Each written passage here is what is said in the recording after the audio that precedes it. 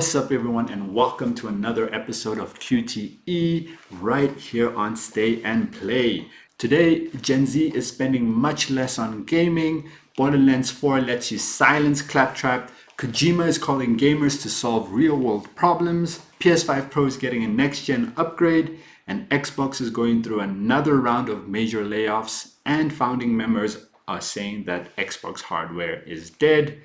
A lot to unpack today.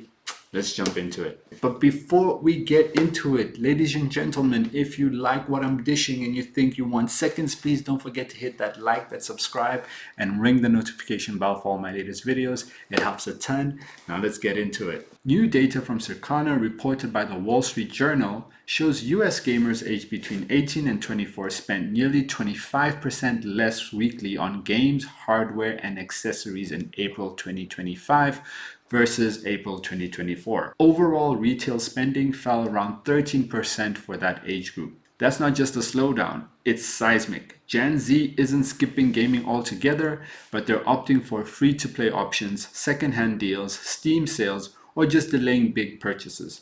Skyrocket prices, student debt, and economic uncertainty are real factors, but the cultural shift to streaming or mobile microtransactions isn't helping either.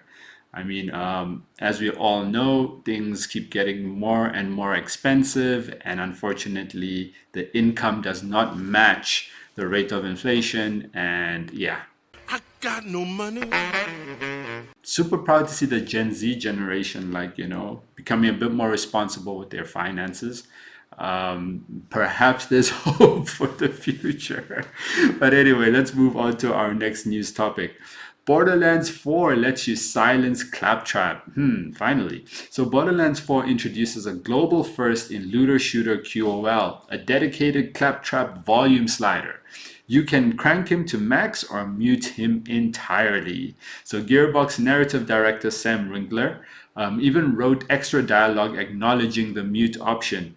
A meta jab at the robot's notorious chatterbox tendencies. It's a small feature, yes, but it shows developers listening to long-standing fan criticism.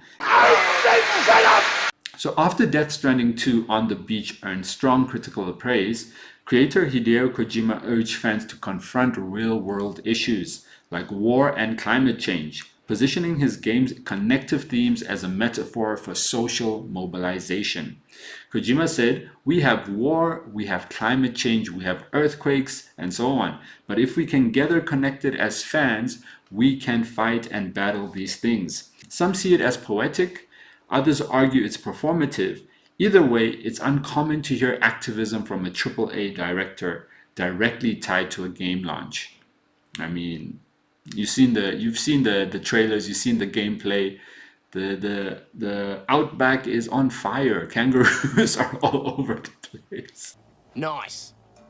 All right, let's move on to the next news topic. Sony confirms that the PS5 Pro will adopt AMD's full-fat FSR4 upscaling tech in 2026, delivering sharper visuals and smoother frame rates via Project Amethyst, a co-development initiative with AMD.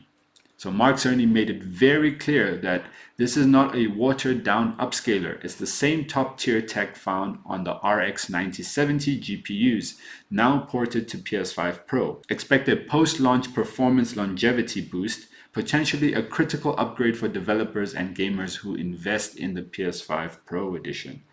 To add on to what Mark Cerny has said, he said, "This is not for proprietary technology. This is really trying to move the industry forward. Obviously, we want to use these technologies on our consoles, but these technologies are available to any of AMD's customers freely.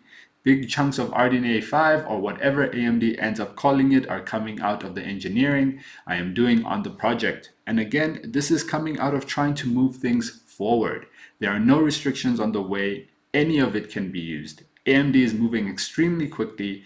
What I'm trying to do is prepare for the next generation of consoles. So my time frame is multi-year over here."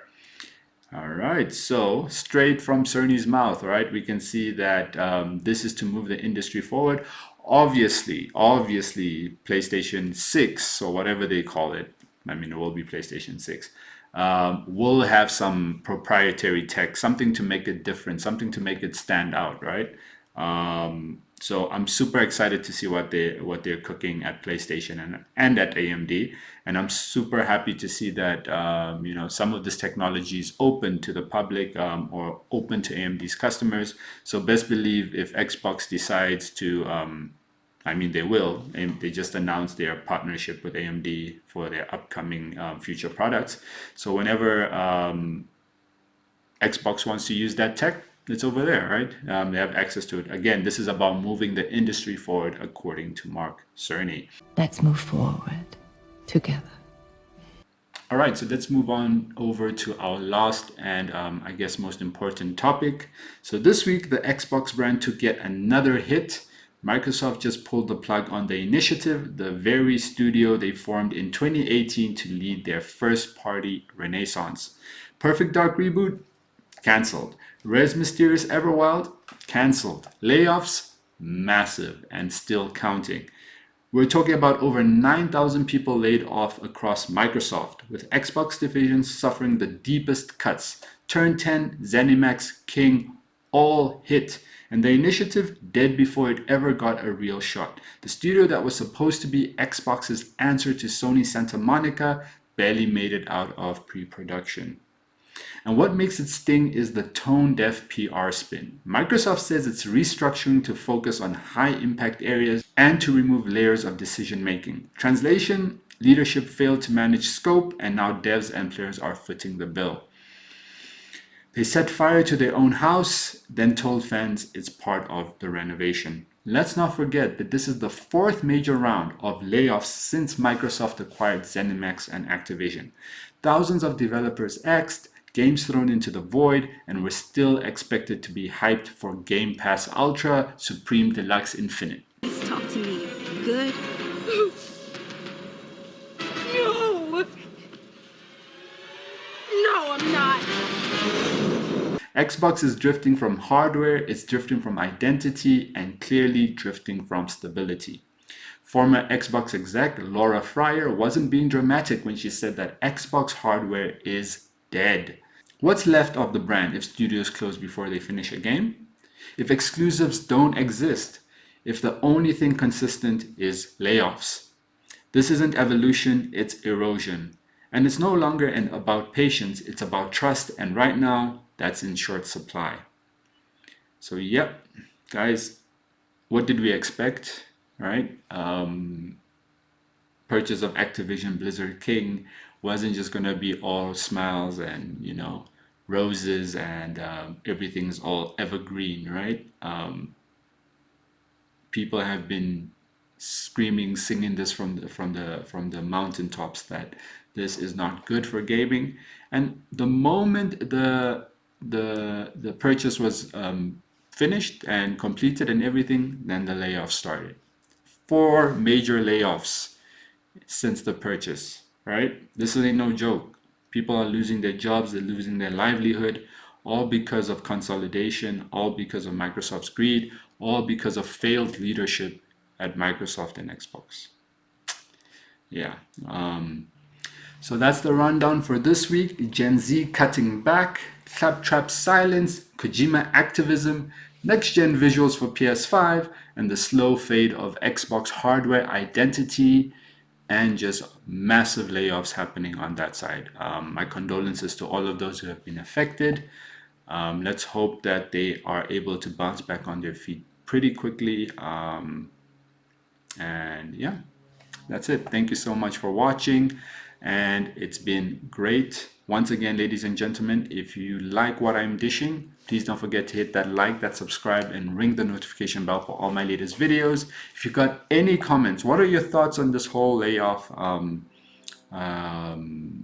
Xbox hardware is dead situation? Were you one of the people that were pro the acquisition, or against it? Leave your comments down in the comment section below. Thank you so much for watching, and I'm out. Xbox has been pivoting a lot lately. Yep, that's me. And you're probably wondering how I ended up here. Well, it's pretty standard. Remember when they talked about the importance of high-quality games, but then shut down the studio that made Hi-Fi Rush? What about Game Pass? One of the defining features was day one games, and now there are tiers that don't offer the feature at all. Last year, Phil expressed how $70 pricing could feel manipulative to gamers, and now he's on board with charging $80 for Outer Worlds 2.